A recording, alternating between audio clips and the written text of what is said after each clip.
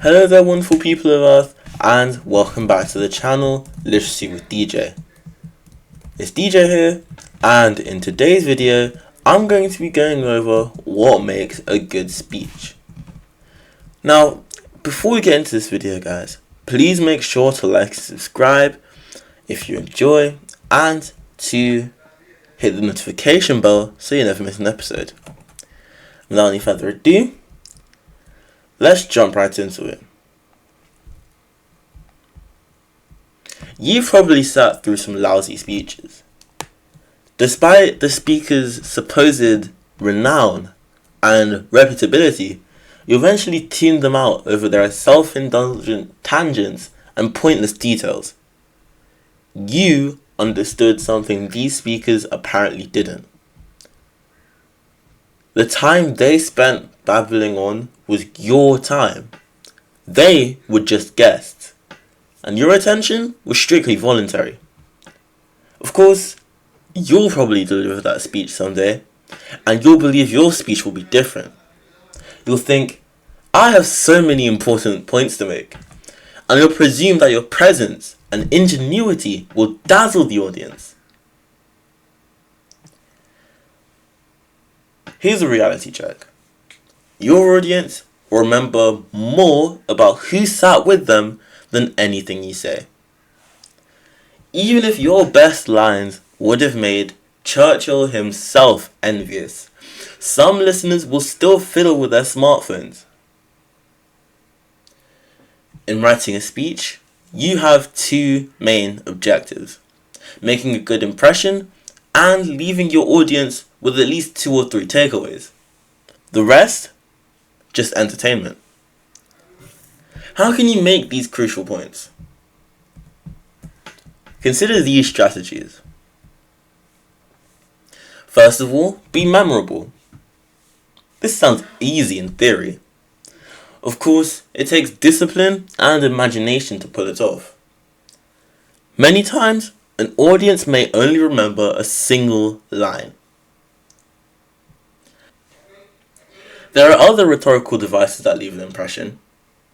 For example, Ronald Reagan referred to America as a shiny city on the hill in speeches. The image evoked religious heritage, freedom, and a promise. And listeners associated these sentiments with Reagan's message. Conversely, speakers can defy their audience's expectations to get noticed. Metaphors, analogies, surprises, axioms, they all work. You just need to build up to them and place them in the best spot, preferably near the end. Secondly, have a structure. Think back on a terrible speech. What caused you to lose interest? Chances are, the speaker veered off a logical path. Audiences expect 2 things from a speaker: a path and a destination. They want to know where you're going and why. So, set the expectation near your opening on what you'll be covering. As you write and revise, focus on structuring and simplifying. Remove anything that's extraneous, contradictory, or confusing. Remember, if it doesn't help you get your core message across, you should drop it. Don't waste the opening. Too often, speakers squander the time where their audience is most receptive. The opening. Sure, speakers have people to thank. Some probably need time to get comfortable on stage. In the meantime, the audience silently suffers. When you write, come out swinging. Share a shocking fact or statistic. Tell a humorous anecdote related to your big idea. Open with a question and have your audience raise their hands. Get your listeners engaged early and keep the preliminaries short.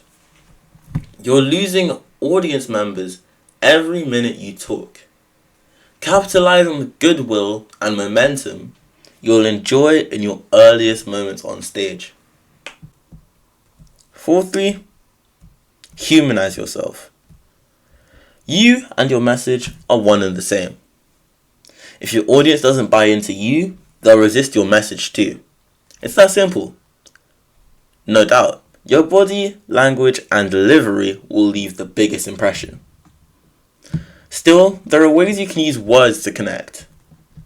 Crack a one-liner about your butterflies. Everyone can relate to being nervous about public speaking. Share a story about yourself, provided it relates to your points. Throw in references to your family to reflect you're trustworthy. And write like you're having a casual conversation with a friend. You're not preaching or selling, you're just being you. On stage, you can be at your best. And finally, repeat yourself. We've all been there. When someone's speaking, our mind drifts up to a Caribbean beach or the Autobahn. Or we'll find ourselves lost and flustered when we can't grasp a concept. Once you've fallen behind, it's almost impossible to keep paying attention. What's the point? In writing a speech, repetition is the key to leaving an impression. Hammer home key words, phrases, and themes. Always be looking for places to tie back and reinforce earlier points. And repeat critical points as if they were a musical refrain. Some audience members may get annoyed when you repeat yourself, but don't worry how they feel today. Concern yourself with this question. What will they remember 6 months from now? Finally, use transitions. Sometimes, audiences won't recognize what's important. That's why you use transitional phrases to signal intent. For example, take a rhetorical question like, "What does this mean?" and follow it with a pause. Silence gets attention. And this tactic creates anticipation,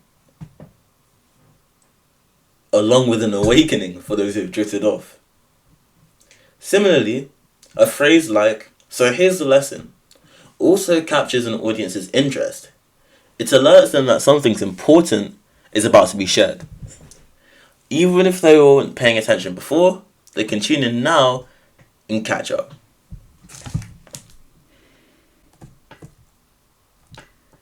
Thanks for watching this quick video all about a good speech, and I hope you enjoyed. Have a great rest of your day, and this is DJ signing out.